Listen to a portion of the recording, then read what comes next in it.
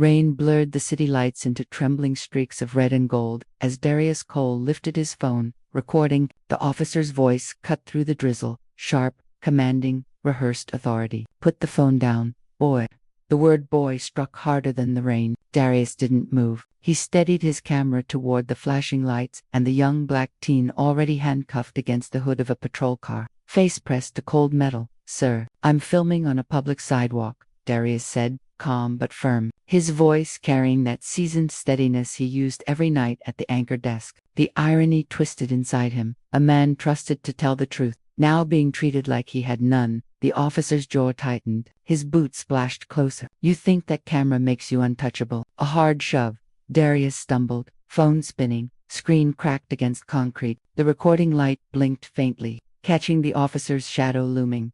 "You people never learn," the officer muttered. Then came the blow, blunt, heavy, shocking in its suddenness. Darius's head rang with a metallic thud. He hit the ground, face wet with rain and blood. Around them, no one stepped forward, just the hollow hum of tires and the rufa chatter of another dispatch call. His last coherent thought before darkness closed in wasn't fear, it was recognition. He'd reported on men like this, on nights like this, but this time, the story had turned the camera on him. The red light of his cracked phone still blinked, filming everything. Rain tapped against a hospital window like impatient fingers. Darius Cole blinked awake beneath the harsh fluorescence, his face bandaged, his ribs aching. The world returned in fragments. Sirens, shouts, asphalt, the flash of a badge, the sound of his own voice saying, "Sir, I'm filming on a public sidewalk." He tried to sit up. Pain folded him back down. A nurse appeared, eyes gentle but guarded. "You're lucky," she said softly. "You had a concussion.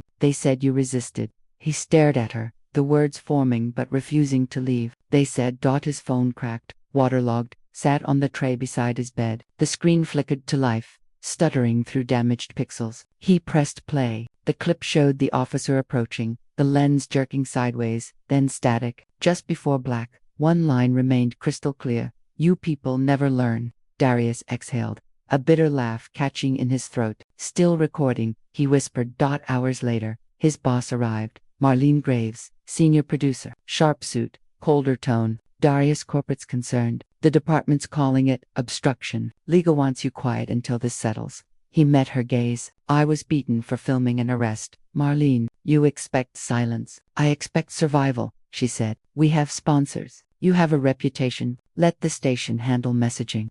"Messaging," he repeated. "You mean spin." "Perspective," she corrected. He turned his head toward the window, rain still streaking down like blurred headlines. "You'll report their statement before mine."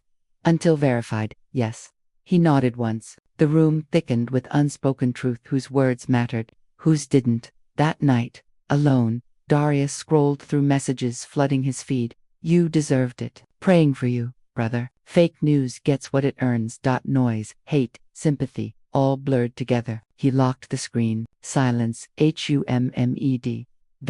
Then a new notification appeared. Viral. Hashtag Justice for Darius, trending number 3. He froze, clicked. A truncated video, only 19 seconds, already had 2 million views. It showed him standing still, hands raised, the officer advancing. The punch cut before impact. The caption read, "Anchor caught provoking cop." Or was it the other way around? Comments split the world in two. At dawn, Marlene called again. "Don't engage online. HR's drafting a statement. The department's holding a press conference at 10.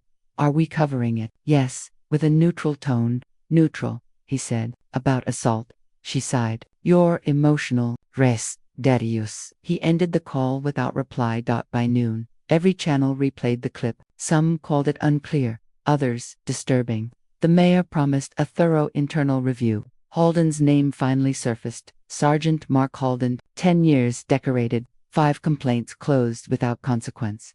When a junior reporter called to get his side, Darius listened quietly, then said, "You want a quote? Here's one. Truth doesn't bruise as easily as flesh." Click. That night, he stared at his cracked phone, its camera lens fractured into a web of light. He lifted it slowly, pressed record again, voice steady despite the tremor in his jaw. "My name is Darius Cole," he began, "and this is what happens when a camera threatens power." The light blinked red. Filming resumed. The precinct smelled of bleach and burnt coffee, clean on the surface, sour underneath. Darius stood at the reception desk, his press badge still clipped to his jacket, though it felt more like a target now than an ID. The desk sergeant didn't bother to look up. Name, the man asked flatly. Darius Cole, Channel 9, News. I'm here to request the official report and body cam footage from the incident on. The sergeant cut him off without raising his eyes. That's under review. No public release. It was me, Darius said, the victim. The man finally looked at him, not in recognition, but in mild irritation. As if Darius were another inconvenience in a long shift. Then file a complaint through Internal Affairs. We don't hand out evidence. Internal Affairs closed 5 of Sergeant Halden's complaints, Darius replied, voice tightening. The sergeant's lips twitched, not quite a smile. Then you already know how it goes. Darius felt his pulse drum against his temples. I'm not leaving until I get a comment from the department. Wait outside, the sergeant said. Someone will contact you. He stepped out into the weak daylight, cold wind slicing through his coat. Reporters loitered by the steps, mics ready, cameras blinking red. One of them, a young woman with blonde hair and an eager grin, approached. Darius Cole, right? Channel 9, anchor. He gave a slow nod. I'm Jenna Myers, with Metro. Can I get a quote about the ongoing? No, she persisted. People are saying the footage was edited. Is it true you were? Don't finish that sentence. Her smile faltered, but her tone stayed syrupy. Look, I respect what you're doing, but the narrative's shifting. If you don't control it, someone else will. Darius met her gaze, cold and level. Maybe that's the problem, the idea that truth is something to control. He walked past her, leaving her mic lowered and her smile cracked. Back home, he locked the door and dropped his bag on the couch. The apartment felt smaller now, shadows pressing inward, walls reflecting the news cycle on every surface. He powered on his laptop. The same clip played on 6 networks, each with a different lower third banner. Unclear context. Anchor under scrutiny. Police union defends officer. No one asked what it felt like to have your dignity turned into a debate segment. He opened the raw video file from his phone, pixelated, fractured, but his only proof. Frame by frame, he studied the reflection of Halden's badge in a puddle. The camera shook as the officer's hand swung forward, and then, just before impact, the faint reflection of faces, bystanders, frozen, pretending blindness. He paused there, zoomed in. A woman in a red coat, a man in delivery uniform, both watching, doing nothing. Complicity, captured forever. His phone buzzed. Message from Marlene. HR meeting tomorrow. Don't post anything. He tossed the phone onto the couch. It landed screen up, still open to the paused frame. The officer's arm mid-swing. Minutes crawled. The hum of the fridge, the hiss of passing cars, silence thick enough to choke on. Then, a knock. He hesitated before opening the door. It was his neighbor, an older man named Samuel who'd lived in the building for decades. Heard about what happened, Samuel said quietly. You doing all right, son? Darius nodded, but the lie fell flat. Samuel shifted, lowering his voice. When I was your age, they used to pull the same thing, called it disturbing the peace. Now they call it non-compliance. Same language, different badge. Darius exhaled slowly. Feels like speaking costs more than silence. Samuel's gaze softened. Yeah, but silence is what they're counting on. When the door closed, Darius stood still for a long time, the echo of the old man's words sinking deep.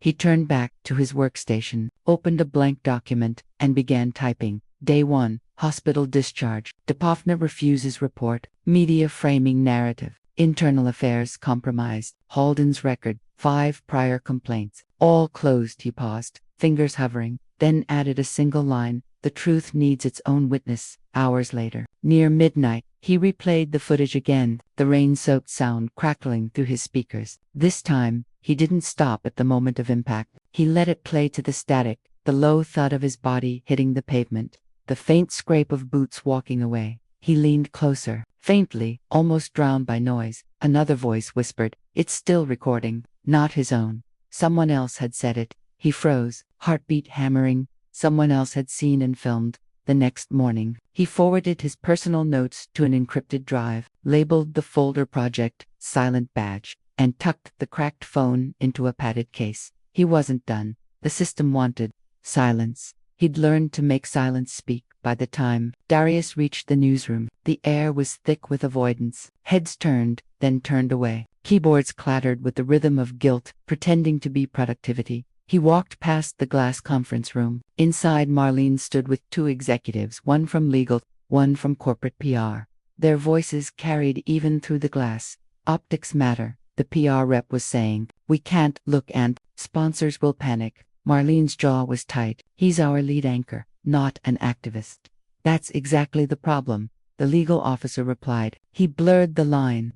Darius opened the door before they could stop him. You're talking about me, he said, stepping inside. The room fell silent.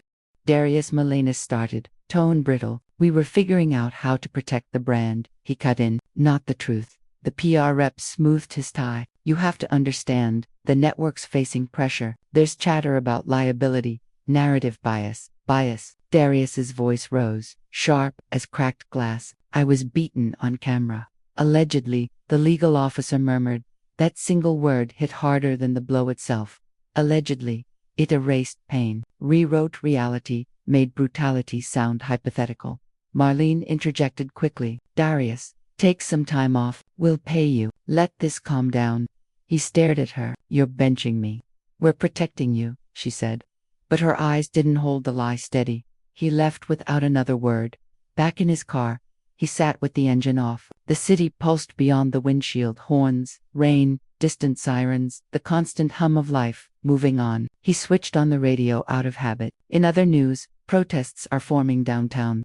After footage of an altercation between a police officer and local news anchor Darius Cole surfaced online, the department he turned it off. The sound of his own name had begun to feel foreign. At home, his inbox was chaos. Dozens of emails, some from viewers offering support, some from trolls calling him race baiter and fraud. Others came from smaller outlets wanting exclusive interviews. Then one message stopped him cold. No subject line, no sender name, just a single sentence in the body. Watch this before they bury it. Attached, footage, _altview.mp4. He hesitated, then clicked. The video opened to the same street, same night. But the angle was different, lower, from across the street. The camera trembled, handheld, likely a bystander's phone. That image caught everything. Halden, approaching, the push, the blow, the slur. And afterward Halden kneeling beside Darius's motionless body, whispering into his radio. Subject resisted. Camera destroyed. Then silence. Darius leaned back, chest tight, breath shaking. This was no rumor, no speculation. This was truth, clean and whole. He called Maya Benton, his friend from college, now a civil rights attorney known for taking impossible cases. Maya, he said, voice low but urgent. Someone sent me something, the full video. She exhaled sharply on the other end. Don't post it yet. Not until we verify chain of custody. They'll bury it before that happens. They'll bury you if you leak it wrong. He rubbed his temple. You think I care about my job now? I think they'll twist it. Trust me, the system protects itself first. He stared at the paused frame of Halden's face, frozen mid-strike. Then we go outside the system. Careful, Darius. You're still healing. He ended the call. Healing felt irrelevant now. Hours later, the news cycle shifted again. Breaking anchors roll under scrutiny. Did he escalate and counter? They'd found old footage of him from a debate segment 2 years ago. His voice raised, finger pointed, debating police reform. They replayed it on loop, calling him combative. Narrative inversion complete. At midnight, protesters filled City Hall Square. Darius watched from his apartment window. Lights glowing below like a constellation of defiance. Handmade signs bobbed through the rain. Cameras aren't weapons. We see you, Darius. Truth bleeds too. A chant rose, muffled through glass but clear enough to recognize his name. Then, another chant followed, uglier. From across the street where counter-protesters gathered under blue-striped flags. Respect the badge. Fake news out. Two sides of the same country, yelling past each other. His phone rang again. Unknown number, he answered. Silence, then a slow, deliberate male voice. You should have stayed behind the desk. The line went dead. He sat motionless for a long time, the hum of the refrigerator the only sound in the apartment. Then, almost mechanically, he reached for the USB again. The truth was now radioactive, dangerous to hold, deadlier to ignore. He walked to his closet, opened the lockbox, and placed the USB beside his cracked phone. Two fragile witnesses, one shattered, one burning. The rain began again, steady against the glass. He stood there watching it, the reflection of the city lights trembling across the window. Behind him, the TV flickered to a breaking news alert. Channel 9 suspends anchor Darius Cole, pending internal review. His own photo filled the screen, serious expression, the kind used for press kits. Now recycled for scandal. He turned the TV off. The darkness felt cleaner. Then another vibration. His phone lit up with a new message. Unknown number again.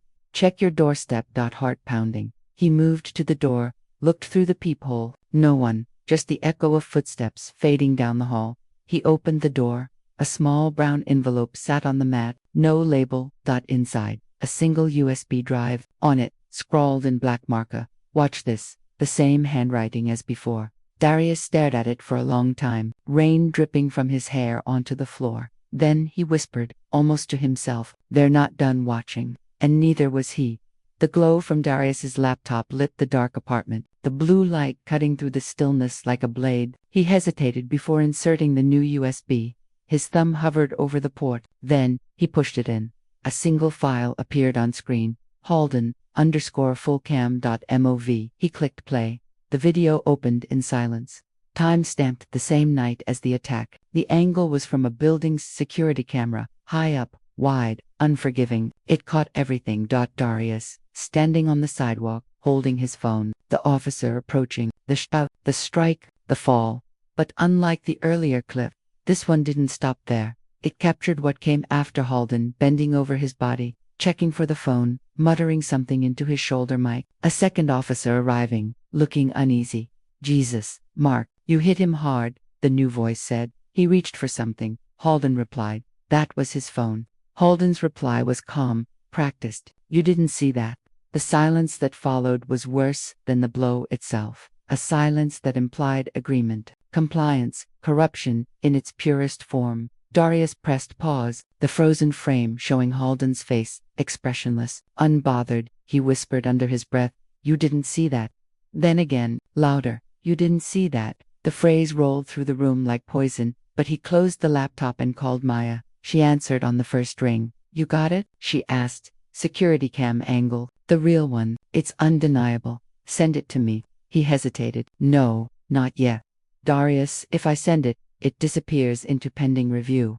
I've seen that movie. It ends with a statement and no charges. Then what's your plan?" "I air it myself." She exhaled sharply. "That's reckless. It's real. Real doesn't protect you from retaliation. They'll sue you for breaching non-disclosure, defamation, something. They'll find a way." "I've already lost my job," he said. "They can't take silence from me." Maya's tone softened. "Darius, listen to me. You're not invincible. You're visible, and that's more dangerous." He looked out the window. The city glowed below, impersonal, indifferent. "Then let them see me bleed." After the call, he uploaded the footage to 3 separate encrypted drives and stored copies in cloud accounts under aliases. Redundancy was survival. Then he sat back and pressed play again. This time not as a victim, but as a journalist analyzing evidence. Every sound, every shadow. He noted badge numbers, timestamps, patrol car IDs, facts, details, ammunition. Hours blurred. The rain stopped. The city shifted from night to dawn. At 6:12 a.m. His inbox pinged again, an email from an anonymous sender. "You're not the only one with a copy." He froze. The message had no attachments, no signature, just that single line. He stared at it, pulse pounding. Whoever had sent it, ally or enemy, knew exactly what he had. A sound behind him, knocking, 3 short raps. He crossed the room slowly and looked through the peephole. No one, just the sound of footsteps fading again. He opened the door cautiously. Another envelope, smaller this time. Inside, a police incident report, the official one. He skimmed it. Subject resisted. Officer Halden responded with lawful force. No significant injury. Subject released to medical for observation. Released, not hospitalized, not unconscious. Every word bent reality. At the bottom of the page. Stamped in red. Internal affairs. No violation found. His hands trembled. The lie was institutional now, sealed and approved. He sat on the floor, back against the wall, staring at the report in one hand and the USB in the other. Truth and fiction side by side, both official in their own way. By afternoon, his suspension became termination. A formal email, due to ongoing legal concerns and reputational impact. Channel 9 has decided to end your employment effective immediately. No call, no meeting, just a template goodbye. He laughed once, sharp, humorless. They're efficient at erasing people. He opened his recording app, voice steady but cold. My name is Darius Cole. I worked for Channel 9 News until today. I've covered corruption, I've reported injustice, and I've trusted the system to correct itself. I was wrong. What you're about to see is not an accident, not misconduct, it's pattern and protection. You can't kill the truth, you can only delay it. He stopped recording. His finger hovered over the upload button. Then, another message appeared. Unknown number, drop this. Darit, it's bigger than you. He stared at it, then typed back. That's exactly why I can't.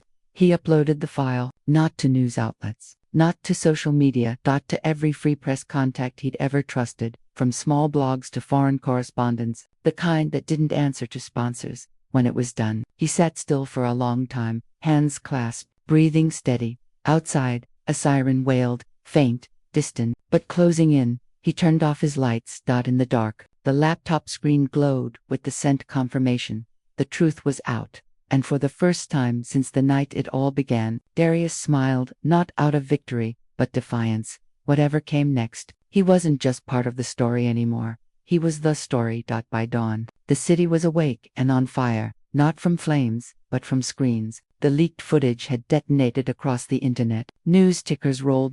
Uncut video of anchor assault raises questions. Police statement contradicted by leaked footage. Sergeant Mark Holden under review. Every platform replayed the same scene, the shove, the slur, the blow, the silence afterward. Darius's name trended worldwide. #cold footage. #you. He sat at his kitchen table, cold coffee beside him, exhaustion tightening every muscle. The footage he'd risked everything to release was everywhere now, twisted, dissected, commercialized. Each network stamped their own watermark, pretending ownership of his pain. His phone vibrated nonstop. Maya's name flashed again and again, until he finally answered. Congratulations, she said dryly. You've just declared war on the department, the union, and your former employer. I didn't leak it for them, he said. I leaked it for everyone who's been told. You didn't see that. Yeah, Maya replied. And now every lawyer in the city wants your head. He rubbed his eyes. Let them come. No, Darius, listen. Holden's lawyers are already on TV saying the video's been edited. They're claiming deepfake manipulation. Of course they are. Do you understand what that means? They'll force an investigation into the footage, not the assault. They'll make you the subject again. Darius stood, pacing. They've already made me the subject. At least now the truth's visible. Maya sighed. Be careful. The truth doesn't always save people. Sometimes it buries them. He didn't answer. Outside, car horns blared, an unusual hum even for mid. Darius walked to the window. Down on the street, protesters crowded the intersection. Dozens of them, holding signs. Justice for Darius. Stop the blue shield. Across the barricade, another group faced them, chanting back, protect the badge, respect law and order. Police cars lined the block. The air itself felt on edge, ready to crack. By noon, news helicopters hovered overhead. Then his phone rang again. Unknown number. He answered. A deep, familiar voice. You think you're a hero? Darius froze. Holden, you think this changes anything? The officer said. You just made yourself a target. You don't understand how this works. I understand perfectly. Darius replied. You hit me because you thought no one would care. Now, the whole country's watching. Holden laughed, not cruelly, but with the certainty of a man who believed himself untouchable. They'll forget you in a week. You're a trend. I'm the badge. Then wear it proudly, Darius said, because soon it'll be your mugshot. Holden's tone dropped low. You're in over your head, anchor. You should have stayed in the studio. The line clicked dead. Minutes later, Darius's email exploded with alerts, legal threats, corporate statements, interview requests. Then, another shock. Channel 9 issued a live press release. We strongly condemn the unauthorized leak of potentially manipulated footage. Channel 9 stands by law enforcement and encourages due process. They'd chosen their side. That evening, Darius met Maya at her office. The small space buzzed with journalists outside her door, but inside, it was quiet, heavy quiet. She gestured for him to sit. They're cornering you. The department, the network, even federal lawyers are circling. Let them circle, he said. I've got the truth. The truth needs a strategy. She pulled up her tablet. We file a civil rights claim. It forces discovery, compels internal body cam release, and freezes retaliation. Darius nodded slowly. Do it. Maya hesitated. But there's something else. She turned her screen toward him. A news alert. The headline read, Officer Halden speaks out. I was provoked. Below it, a photo of Halden smiling at a press conference, flanked by his union attorney and local officials. The video clip autoplayed, Halden standing before cameras, voice smooth, steady. I regret what happened. I reacted to perceived aggression. We're trained to respond quickly in uncertain situations. This isn't about race. It's about respect. Darius clenched his fists. They're spinning it already. Maya leaned forward. And they're good at it. A reporter asked Halden, do you have anything to say to Mr. Cole? Halden smirked slightly. Tell him, I hope he finds peace. Maybe off camera. The room erupted in laughter. Darius turned away, his jaw locked. He just mocked me live on air. Maya placed a hand on his arm. Then answer him where it hurts most. That night, outside the courthouse, Darius found himself surrounded by cameras again, but this time, not behind the desk. Dozens of reporters swarmed him as he exited after filing his case. Mr. Cole, did you alter the footage? Is this a vendetta against the police? Do you plan to press charges? He ignored them until one shouted, Sergeant Halden says you were aggressive. Was he right? Something in him snapped. He turned sharply toward the cameras. Right. His voice cut through the chaos, clear and furious. He hit me because I had a camera, because I could speak, because I wasn't supposed to talk back. The crowd went silent. Then murmurs rippled through, some applause, some jeers, but all attention locked on him. Write that down, Darius said, stepping closer to the microphones. I didn't provoke violence. I exposed it. Cameras flashed. Questions flew. But Darius walked past them, not looking back. Hours later, the clip aired everywhere. Anchor confronts press big after filing case. You hit me because I could speak goes viral. The phrase became a chant, painted on protest signs, echoed across marches. Inside his apartment, Darius sat at his desk, exhausted, watching the coverage spiral again. His voice, raw, unfiltered, now belonged to millions. He leaned back, eyes half closed, whispering to no one. Maybe the truth's finally loud enough. But outside, blue lights flared across his windows, not from screens this time, but from squad cars idling below. The system had noticed, and it was moving closer. The pounding on Darius's door came just after midnight, not frantic, not violent, but official, the rhythm of authority. He rose slowly from his desk, fatigue thick in his bones. Through the peephole, blue uniforms filled the hall, 4 of them, the lead officer's face unreadable. Mr. Cole, the man called, voice steady. We have a warrant to search your premises. Darius unlocked the door but didn't open it all the way. For what? Cybercrime division. Possible tampering with evidence. He gave a tight laugh. You're kidding, sir, the officer replied, tone clipped. Step aside. They entered, quiet, methodical, precise. One went straight for his computer. Another began photographing cables, drives, papers. The lead handed him a document sealed with a department crest. Maya's name flashed on his phone. He answered in a whisper. They're here, he said.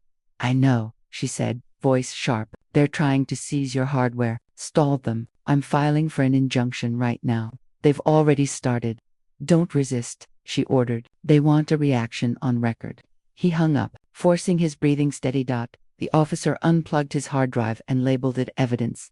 That's private property, Darius said quietly. Not anymore. When they left, the apartment felt hollow, stripped not of furniture, but of control. Every file, every backup, every frame of proof gone behind a chain of custody that would decide what lived or died.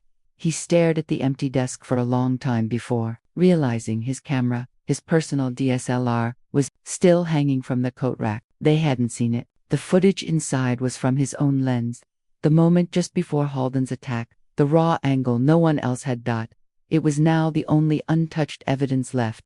By morning, the story had twisted again. Channel 9 ran a new headline, Anchor under investigation for tampering with police evidence. Darius watched from a diner corner booth, the TV volume low but venom loud. The network that once paid him now painted him as unstable, dishonest, opportunistic. The waitress, older, eyes wary, recognized him. She hesitated before speaking. You're that news guy, right? He nodded. She set the coffee down gently. They're saying bad things about you. I don't believe them. He managed a small smile. Thank you.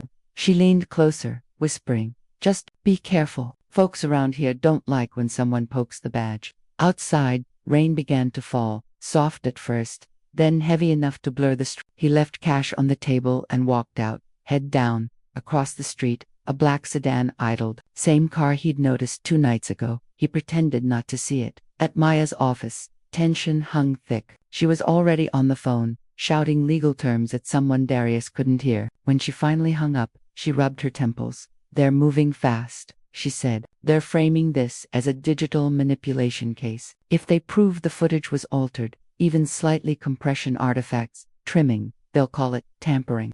But it wasn't altered, Darius said. Doesn't matter. They only need doubt. He slammed his fist lightly on the desk. They beat me. On camera. And I'm the one on trial. Maya looked up, eyes tired but fierce. That's how systems protect themselves. He sat back, breathing hard. Then we go bigger.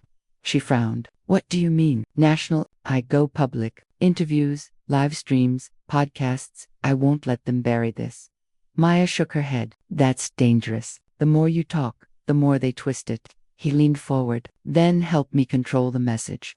That night, Darius appeared on the evening line, one of the country's biggest independent news programs. The studio lights burned hotter than he remembered. Across from him sat the host, Avery Shaw, sharp, respected, impossible to intimidate. Mr. Cole, she began, your footage ignited nationwide protests, but the department now says it may have been doctored. Did you edit it? He met her gaze steadily. No, and they know it. This isn't about footage, it's about silence. Silence? They want to remind everyone what happens when you point a camera at power. When you speak without permission. The audience was silent. Avery nodded slightly, sensing gravity. Do you regret releasing it? He hesitated just long enough to feel the question's weight. No, because the truth shouldn't need permission. The crowd erupted in applause. But in another part of the city, Halden watched the same broadcast from his living room, his expression tightening. He turned off the TV, muttering to himself, you still don't get it, anchor. After the interview, Maya called, that went viral in 5 minutes. The department's issuing statements again. They're doubling down.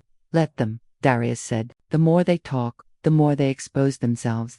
He didn't see the message arrive until hours later. Anonymous, no number. Next time, we won't knock. He stared at it, pulse pounding. He didn't reply. He didn't sleep either. Outside his window, the black sedan was back, engine idling. He raised his camera, zoomed in through the glass, and froze, behind the windshield. The driver's face was just visible under the glow of the dash. Sergeant Halden. He smiled, lifted his phone, snapped a photo of Darius through the window, then drove away. The next morning, Darius's face appeared again on the news. A photo taken from outside his apartment, anchor at center of scandal under surveillance allegations. The war had gone from screens to streets. And Darius understood. Finally, what Maya had warned. The truth didn't just reveal, it provoked. By the 3rd day after the raid, Darius hadn't slept. His eyes were red, his mind raw. Every channel carried his name, every hashtag split in two, half praising him, half demanding his arrest. He'd become a symbol, but not a man. The apartment smelled of coffee and metal. He kept the blinds half closed, the last camera still on his desk, lens pointed at the window, his only remaining eye on the world. Maya called again. You have to get out for a while. They're escalating. Someone inside the department's feeding your location to tabloids. I'm not hiding, Darius said flatly. This isn't about pride, she snapped. They're baiting you. You saw Halden outside your building. That wasn't a coincidence. I'm recording everything. If they come again, I'll have proof. Darius. He hung up. The screen on his TV flashed to a live press conference. Halden again, but now in full uniform, flanked by city officials. The department seal gleamed behind him. We respect the right to protest, Halden said smoothly, but misinformation endangers our officers. Mr. Cole's allegations are under investigation. We ask the public to remain calm and trust the process. Reporters shouted questions. Sergeant Halden, are you saying the footage was fabricated? I'm saying, he replied, smiling faintly. We don't convict people by social media clip. The hall erupted with laughter. Darius felt something inside him tighten. Coil, break. He picked up his phone and began to record himself. The shot was raw, handheld, unfiltered, no lighting, no script. "My name is Darius Cole," he said, voice steady but shaking underneath. "3 days ago, I was beaten for filming. Today, the man who did it calls me a liar. And the people who watched me for years pretend they don't know my face." He leaned closer to the camera. "You wanted truth. Here it is." He uploaded the clip, unedited, straight to his social feed. Within an hour, it had 500,000 views. Within 2 million. By dusk, the city was alive again. Protesters filled the streets outside Channel 9. Some carried cameras, some wore tape over their mouths. The chant rolled like thunder. "We see you. We see you. We see you." That night, Maya burst into his apartment. "You just threw gas on the fire." "Good," he said. "You don't understand. The governor just called for a media safety review. They're using your name to justify new surveillance laws. They're weaponizing your footage." Darius stood by the window, the glow from the protests below washing over him. "Then they'll have to do it on camera." She exhaled hard, pacing. "You're becoming their proof that dissent needs control." He turned to her. "And what's the alternative?" Silence. "No," she said quietly. "Survival." He looked away. "I stopped surviving the night he hit me." They stood there, the sound of chants echoing through the glass. Maya spoke softly. "If we want justice, we need documentation, not emotion. You said you had another angle, your personal camera." He nodded slowly. "It's on the DSLR, the frame before the blow. The audio's clear. You can hear him say it." Maya's eyes widened. "Say what?" "The line," Darius whispered. "Know your place." She froze. "You're sure?" He picked up the camera, turned the small screen toward her. The playback began, Holden's face close, his voice unmistakable, the sound crisp, her jaw set. "This is it. This ends him." They met that night in a parking lot beneath the courthouse. Maya, Darius, and a contact from an independent media coalition. He was a tech expert, nervous but resolute. "This file needs to be mirrored on multiple servers," Maya said. "It goes public tomorrow at 6 a.m. under verified timestamps." The man nodded, transferring the footage. "Once it's up, no one can pull it down, even if they try." When the upload completed, Maya exhaled. "It's done." Darius looked up at the courthouse dome rising above them. "You think justice lives in there?" "Sometimes," she said, "but not alone." A shadow moved at the edge of the lot. Tires screeched nearby. Both turned, headlights flaring, engine revving hard. A dark SUV shot toward them. "Get down," Maya yelled. The vehicle swerved at the last second, spraying gravel, then disappeared into the night. The tech guy cursed, shaking. "They're tracking you, man." Maya grabbed Darius's arm. "We're done here. Go home, lock the door, and stay offline until the upload triggers." He nodded, still catching his breath. "Yeah, tomorrow, everything changes." But tomorrow came with silence. At 6 a.m., no upload. At 6:05, still nothing. Maya refreshed her phone again and again. No signal. "The servers are offline." Her contact called minutes later. "They raided the host facility, confiscated the drives." "What?" she shouted. "Under what authority?" "They said national security." Darius felt the air leave his chest. "They buried it." For the first time, Maya looked uncertain. "We'll rebuild the file, re-upload." He shook his head slowly. "They won't stop. They can't let it exist." She turned toward him. "Then, you have to testify, live, before they rewrite everything." He stared at her. Then, out the window, where morning sunlight bled over the skyline, soft and cold. "If I go public again, they'll come for me." "They already have," she said. "The difference now is the world's watching." Darius looked at his reflection in the glass. The same man, but older somehow, sharper, tired beyond sleep. He whispered, "Then we go live tonight." Maya nodded, thought the camera would turn one last time. And this time, he wouldn't be behind it. He'd be in it. By sunset, the city was bracing. News vans lined the courthouse plaza, their satellite dishes raised like steel flowers. Protesters massed again, banners lifted, phones recording everything. The air buzzed with the sharp, electric hum of expectation and danger. Inside Channel 9's old studio, now half deserted after advertisers fled, Darius stood under the same lights that had once made him famous. Only this time, there was no teleprompter, no anchor's smile, no script, just a single live feed patched through independent servers, mirrored by Maya's team across the country. "You ready?" Maya asked, adjusting the mic on his collar. "Ready enough." Her eyes searched his. "Once you start, There's no pulling it back. You'll be naming names on air. I've already lived what they did, he said. The least I can do is say it. She stepped back. Then let's roll. The red light blinked on. He looked straight into the lens, the one constant in his life. Now the only witness that mattered. My name is Darius Cole, he began, voice measured, low. You've seen my face before, when I smiled and read you other people's stories. Tonight, I'm telling you mine. He paused. Somewhere beyond the glass, a helicopter circled. On March 11th, I was assaulted by a police sergeant named Mark Halden while filming a lawful incident. You've seen the leaked footage. What you haven't heard is the audio they buried the moment before the hit. He leaned closer. He told me, "Know your place." That's what he said. Those words weren't a command. They were a verdict. Maya nodded from the shadows behind the camera. Darius continued. They seized my equipment, called me a liar, tried to erase what was real, but I kept one copy, and tonight, you'll hear it for yourself.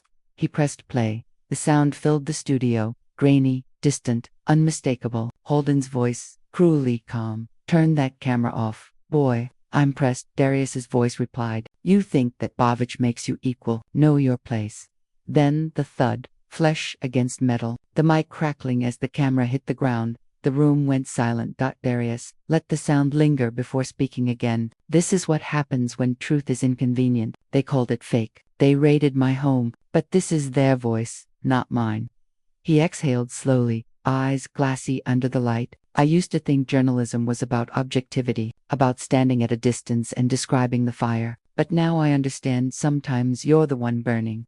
The feed trembled slightly. Bandwidth pressure, or interference. Maya's assistant whispered from the console. Someone's trying to trace the stream. Keep it live, Maya ordered. Outside, the crowd's noise grew louder, chants turning into rhythm, rhythm into roar. Darius raised his voice just enough. This isn't just about me. It's about everyone told to lower their eyes. Every voice labeled aggressive for demanding to be heard. Every lens broken before it could capture the truth.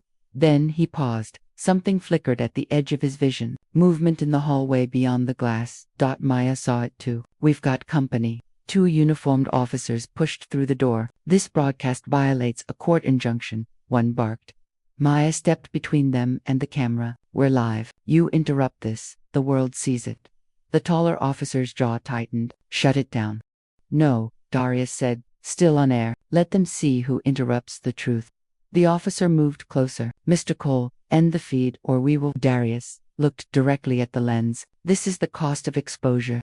He didn't flinch when the officer reached for the power cord because Maya's assistant had already switched to a wireless backup stream. The live feed didn't cut. Viewers across the country watched as the camera shook, capturing officers storming into frame. Maya's voice shouted, "You're on live national broadcast." The taller officer froze, realizing too late. The second officer lowered his hand. Darius stepped back into the frame, breathing hard but steady. You wanted silence. You brought an audience instead.